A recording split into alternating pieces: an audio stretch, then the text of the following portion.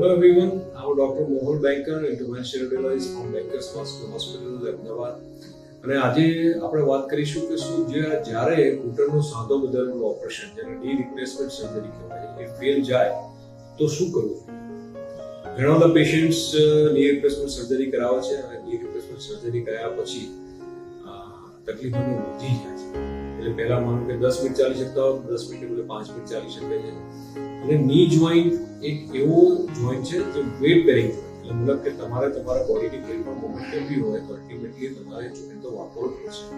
તમે રિસ્ટ છે કાં તો બીજું કોઈ શોલ્ડર છે એને તમે અવોઇડ કરી શકશો પણ તમારે ની જોઈન્ટ તો વાપરવું જ પડશે.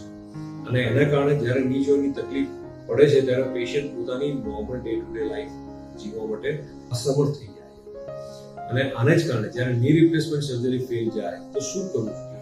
તો ની રિપ્લેસમેન્ટ સર્જરી ફેલ જવાના ઘણા બધા કારણો છે. એમાં એક મોટું કારણ છે ફોરેન બોડી. જ્યારે ની રિપ્લેસમેન્ટ સર્જરી કરવામાં આવે છે ત્યારે આપણે મેટલની કેપ બોન, આપણે નોર્મલ જે બોન છે ફીમર ટીબિયાને કટ કરી મેટલની આર્ટિફિશિયલ કેપ લગાવીએ છીએ.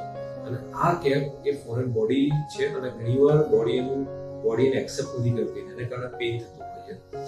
આ પેઇનને આપણે અમારી જે નવી ટેકનિક છે જાપાનીઝ ટેકનિક જેનિક્યુલર આર્ટરી છે એના દ્વારા જો સારવાર કરીએ તો એ તમારું પેઇન દૂર થઈ શકે છે.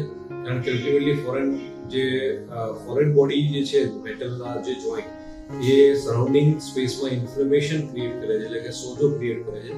અને અમારી આ જે જેનિક્યુલર આર્ટરી એમ્બ્યુલેશનની ટેકનિક છે સોજાને ઘટાડે છે, ઇન્ફ્લેમેશન ઓછું કરે છે અને એને કારણે પેશન્ટના પેઇનમાં ઘણી રાહત.